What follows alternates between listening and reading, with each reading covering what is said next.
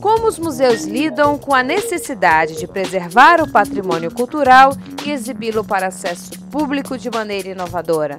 No primeiro episódio da temporada Museus, os gestores de 5 instituições apresentam as principais características dos acervos e os desafios e estratégias para conservá-los. Série Gestão Cultural Mundo Afora. Mas uma troca de ideias sobre métodos e estratégias de gestão cultural está começando.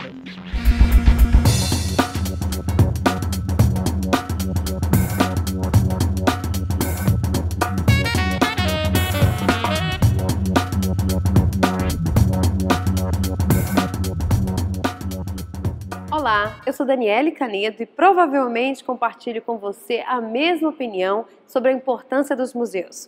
Todos nós, em geral, reconhecemos que é importante preservar acervos, tanto como uma referência da história da humanidade, quanto para o deleite das gerações futuras. Mas, entre o ideal de conservação e a realidade dos museus, existem muitos desafios. Neste episódio da série Gestão Cultural Mundo Afora, temporada Museu, nós vamos falar sobre conservação e preservação de acervos. Confira!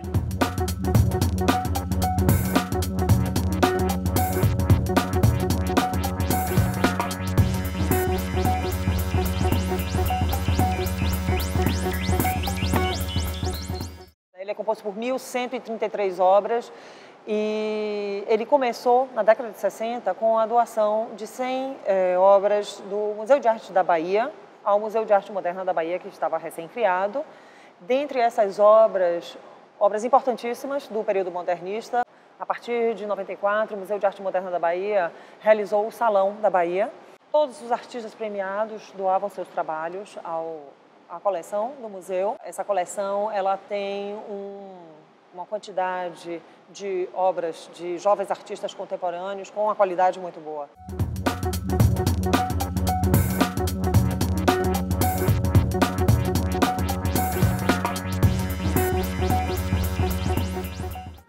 The Royal Museum of Fine Arts, it's the place where we are now. It's a museum created by Bonaparte in 1802, but it's a collection starting from the prehistory until contemporary art in all the techniques, in all the country except Africa, and all the time. So it's a large part of the Belgian heritage.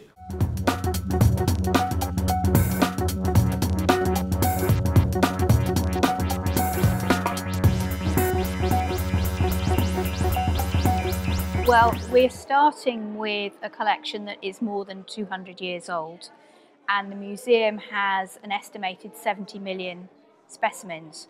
So our first point is that we are trying to preserve and care for the material that is already here, that is in our keeping. But we are constantly adding to the collections as well, so it's a growing, living entity.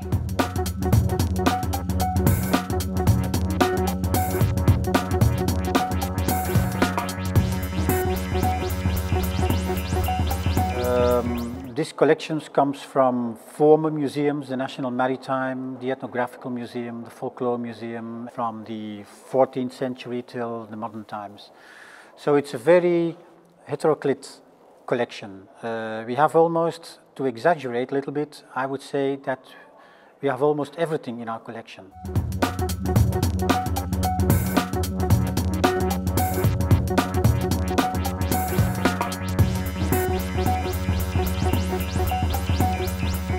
What makes the collection of the National Gallery so really special is the range, the depth and the breadth of the European art that it holds. There are over 800 artists featured in this building that cover 800 years. So there's always something to see, there's always something to come back to. It's just the greatest collection of European paintings in the world. We do actually have a collections development strategy, so we have certain areas that we are targeting. If it's a good place for lots of new material and we don't necessarily have representation in our collections, then we will possibly, do expeditions or work with researchers in country to get material into the collections here. But again, we have to be very careful with the legislation that we're not doing something and accepting something that actually should stay in the country that it's been collected in. You have to know that we don't have for a while the ability to buy new collection with old datation. It's impossible. So we just focus the benefits at the end of the year. A part of the benefits is for a fund, and with this fund we will pay for new acquisition. But we forget modern art because it's too expensive. I think that contemporary art, it's absolutely not the time to do that because prices are crazy and there are so many people, so many private people investing in contemporary art, it's absolutely crazy. You have to pay a fortune for works, and those works will be forgotten in 10 years, so that makes no sense to do that. So the strategy of the museum is more to say, well, what's the basis of the collection in ancient masters, modern art, Belgian art, and contemporary art, and we focus to complete the collection and to find the missing pieces in the collection and to increase the collection. Well, the first thing we do is to inquire about the authenticity. Is this a painting by whatever, Magritte, you know? Because you're offered quite a lot of stuff that is not always very certain, provenance and all that. Provenance is something different even, yeah? What's the history of the painting? When was it bought? Is it something that has been bought before the Second World War? Then we check about provenance because there is quite a lot of problems going around the world with paintings that have been acquired in a rather illegitimate way from Jewish collections. So this is checked. It happens that works of art are offered that we acquire. But we've got an acquisition policy, so we don't acquire whatever is offered to us. So it should be consistent with the collection we have. And we do prospection ourselves. O Núcleo de Museologia do MAN, somos atualmente 3 pessoas e uma estagiária. Eu estou aqui no museu desde 2005, entrei como estagiária e agora coordeno o Núcleo de Museologia. A gente trabalha com a área de conservação de obras de arte, a documentação dessas obras e a exposição. Seria a exposição delas, tanto nas salas expositivas, a questão de empréstimo de obras. Eu sou a restauradora, né? E tem 2 pessoas, 2 técnicos, que me ajudam, assim, por exemplo, na parte da conservação das obras do parque, né? Que são obras de grande dimensão, na limpeza, coisas que eu oriento e sob minha supervisão eles fazem, né? Mas restauração mesmo, para intervir, uma reintelação, uma reintegração cromática, quer dizer, específica do restaurador, apenas eu como restauradora, né? Se é preciso que seja restaurada fora da instituição, a gente manda, geralmente, obras em papel, porque a gente não possui aqui um laboratório nem instrumentos para fazer esse tipo de restauro, então a gente contrata um serviço externo. The museum has 2 departments, which is the Department of Ancient Art and the Department of Modern Art. And I'm head of the department director of the Museum of Modern Art. We are 5 curators. Everyone has a part of the collection where he's responsible for. And we have 1 person who is into organizing conservation and restoration. Curators are responsible for their collection. It means not only preservation, but also knowing where they are. It's like 25,000 objects. It should be organized, you know? Where can you find whatever work of art? Inventory, you know? Acquisitions, you know? Loans. Restorers are not part of our, let's say, usual personnel in the museum. They are independent restorers. The reason is quite simple, because you need quite a lot of specialized knowledge to intervene. The department was started officially, formally, in the late 1940s, and I think it's important to remember that it works alongside a separate scientific department, which is even older within the museum. So we're slightly different than many galleries in that we have a scientific department and a conservation department. The conservation department has two main areas of activity. One has to do with physical preservation of the collection. So we're involved in preventive conservation, making sure that the environment is correct for the museum, checking the pictures as a kind of routine maintenance, making sure everything's fine. We also then are involved in treatments of pictures. And a third area that's very important is our work in doing research on painting technique and materials and the history of materials and studying how these pictures were made. Well, we are about 10 people, although some people don't work full-time, and most of the people in our department have got a postgraduate qualification in restoration of paintings. Generally, they come from a background in either fine arts, art history, or science as their first degree. So we have curation teams that specifically work on particular taxonomic groups, and not only are they sort of trained in collections management, some of them have degrees in collections management, most of them have degrees in biology or something like that. When they come to us, they get further training in how we do things in the museums, our policy and our procedures, and how we prepare things, how we deal with our visitors and so on. We have 27 collections management staff who are solely responsible for the care and access to the collections for people wanting to come and visit us for scientific reasons. We will occasionally let members of the public in if they have a really important reason why they want to come and visit behind the scenes. We'll send material on loan. We do also send a lot of material on exhibition to other institutions as well. So we have staff that work specifically on acquiring the material, preparing it, looking after it, and looking after the visitors that come and work on it. Quando a gente fala em conservação de obras, vocês podem notar que a gente está aqui quase dentro do mar, então a gente tem quase 100% de umidade. A gente utiliza as técnicas de conservação, né, da museologia. A gente tenta fazer o maior controle ambiental possível que a gente consegue aqui, mas a gente está sempre fazendo manutenção preventiva nas obras do nosso acervo. Periodicamente, junto com o núcleo de restauro e os profissionais, a gente faz a manutenção dessas obras. São selecionadas as obras que precisam de maior atenção e elas estão sempre sofrendo alguma intervenção, seja de limpeza ou intervenção de restauro mesmo, pequenas restaurações, né, de fragmentos que venham a acontecer. De acordo com a prioridade, nós iniciamos a intervenção, né? Fazemos uma documentação fotográfica da obra, do estado inicial dela.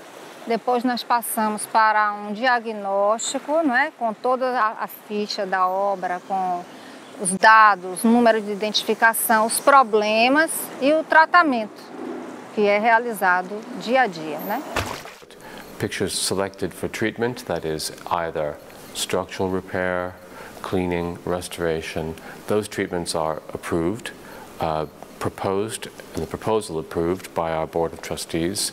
And at the end of a restoration, the restoration is again approved by the Board of Trustees before the picture goes back on display.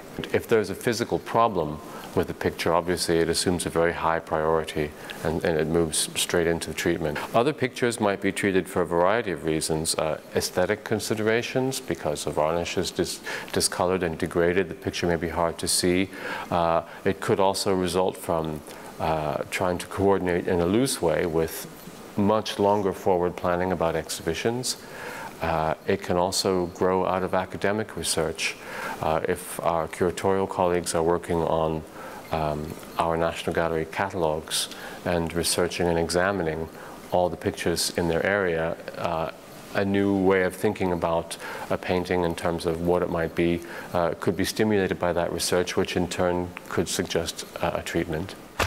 Well, the main object of a museum is we're keepers, of a collection, it means that we try to keep the collection as intact as possible. Yeah. We do everything to maintain works in the state they are. And of course then the next step will be to show them to the public and to study them. The moment the last brush stroke is done by the artist, the painting starts to degrade. Obviously we can't see it, it's very slow. But then of course it happens. And so we try to do everything to maintain it in as, well, original state as possible. A gente tem aqui obras bidimensionais e tridimensionais. Nessa sala a gente pode ver alguns exemplos de tipos de acondicionamento de obras, temos telas.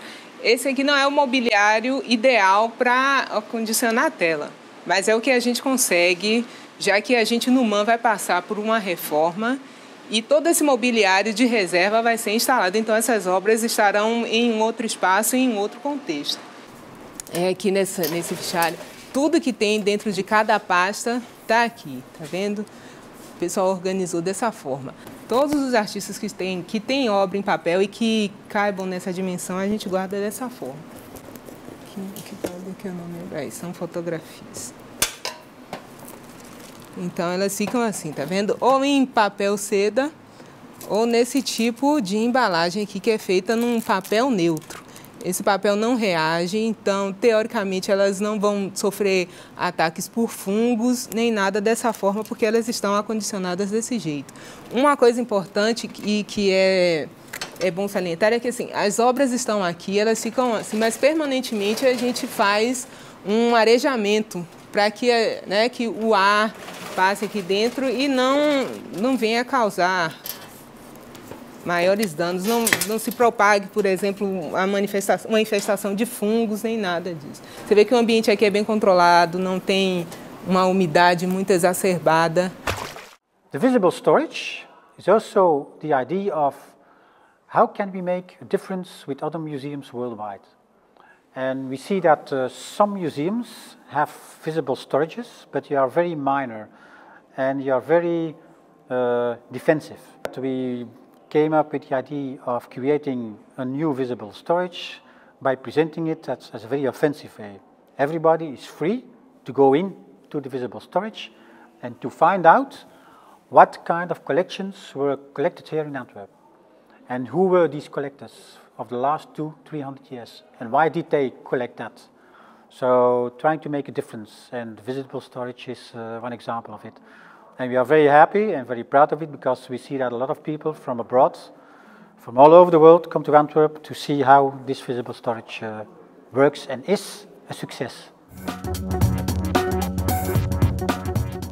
I should maybe say first of all that what most people consider a museum is not a museum. Yeah? The building is not a museum. It becomes a museum because it has a collection. A museum is a collection with a structure, curators, directors, people who are guards and all that. The building is something that houses the collection, and in this particular case, part of this museum was built on purpose. That's a rather recent phenomenon. The Louvre, for instance, was not conceived as a museum. What this building should do, mainly, is keep a stable climate. 21 degrees, 55% hygrometry. And this seems to be very simple in 2012, but in reality, in fact, it's very difficult because most of the buildings have not been conceived to adapt to that purpose. So you need to install all kinds of installations that keep this climate very stable.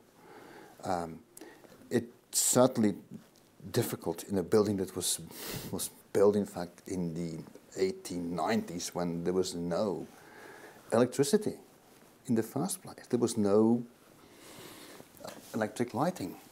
Air conditioning is a recent phenomenon, But once you install it, then you should keep it that way.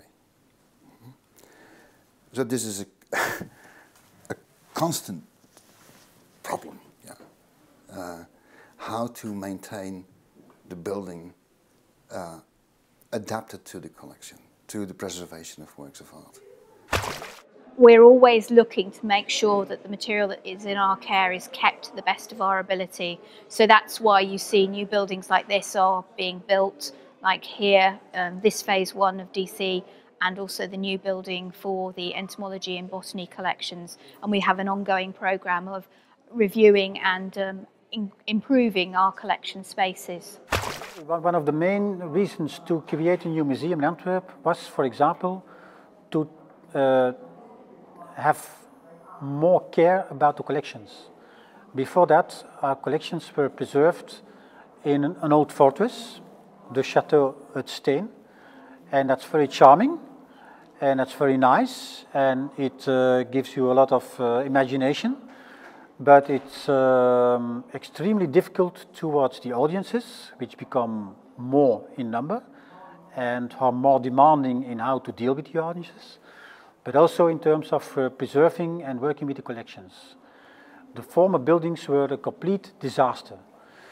And that was one of the reasons, well, get rid of that, of the old buildings, and create a new museum, which is the state of the art and which is a top of the bill in presentations of the collections, but also in dealing with conservation and restoration. It's also, again, a matter of change management, but especially of taking firm decisions. Get rid of the old buildings, forget the old buildings, and what is important for the museum is not only the building, but especially the beating heart of a museum are the collections. So it's for the collections, it's a perfect retirement house. So they can become very, very old, these collections, and this is very important for the museum work. Eu acho que o acondicionamento das obras é muito importante, né? Que elas fiquem em ambientes ventilados, que não fiquem expostas ao sol diretamente, uma limpeza superficial, constante e o acompanhamento, né? Diário daquela obra.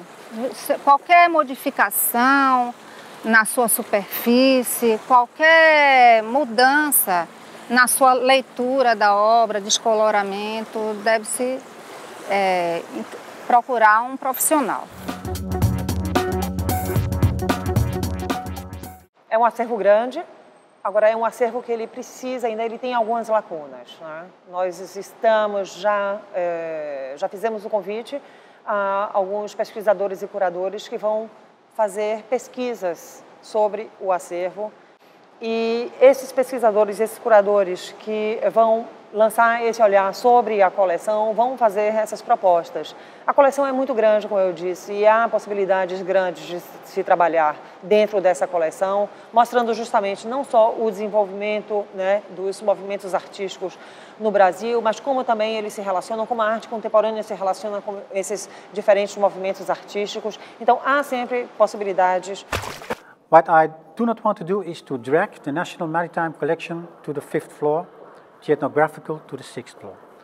And I was asking myself, and I invited the different curators to come up with one general integrated story. And this is our mission. This museum is about Antwerp as a relatively small town, but with a world port, the 5th world port worldwide. So we were the first in Antwerp, in Western Europe, in the 15th, 16th century, who had a good idea, or slightly good idea, how people look like on the other side of the ocean. By means of prints and descriptions from the first conquistadores, and they printed their books here in Antwerp. Not in Cadiz and not in Madrid, but in Antwerp. And through ages, 400 or 500 years long, and nowadays still we are a small town, but here are living 170 different nationalities together. And it results also in the fact that we have a very diverse collection. So in our mission is Antwerp meets the world, and you can meet the world in Antwerp. And on every stage we have a story which is related to that central mission. And why so far came almost 1 million visitors to the Maas? Because I believe it's interesting for them, because they find a kind of a story of themselves, of their culture, and relate it to the city of Antwerp. And that was the main challenge of that new change management, coming up with the same collections as 10, 15 years ago, but create with these collections a new story. So the first challenge was to take all those items and to change the idea of a museum, because for people in the street, a museum of Royal Museum of Fine Art or Museum of Art and History, that have more or less no signification, that get no sense.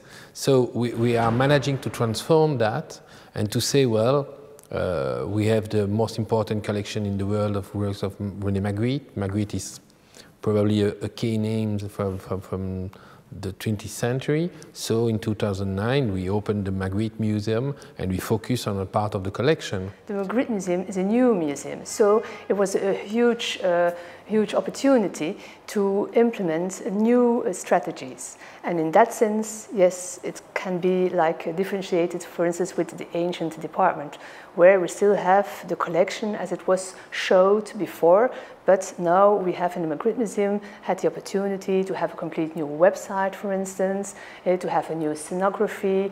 Also for the educational department, it was really a good moment to realize a lot of dreams they had. So we are changing the collection in this way to rebuild and sometimes to find a specificity for Brussels in relationship with the other countries. And it makes sense because it's also an economy to say to the city, to the region, that the museum is also a large part of the economy, and especially in a crisis time like now, and to expand maybe a little bit more for culture, but we are also a place. It makes sense for tourists, for people coming from Brazil, by example. If you are coming from Brazil, I will say you have to go to London, you have to go to Paris. You will think about Vincent van Gogh, you say, I have to go to Amsterdam. But now you know that there is Magritte. Magritte is famous, so you have to come to Brussels, and we will show you something different. A dificuldade é no tipo de suporte utilizado pelo artista, porque o artista ele não deve ter preocupação com o suporte que ele vai utilizar simplesmente porque vai entrar numa instituição e como é que isso vai ser conservado. A arte é muito maior do que nossos problemas de conservação. Sim, o MAN, até pouco tempo atrás, a gente tinha uns salões do MAN. Foram 15 edições de arte contemporânea, né? Só entravam arte contemporânea e entraram obras dos mais variados suportes.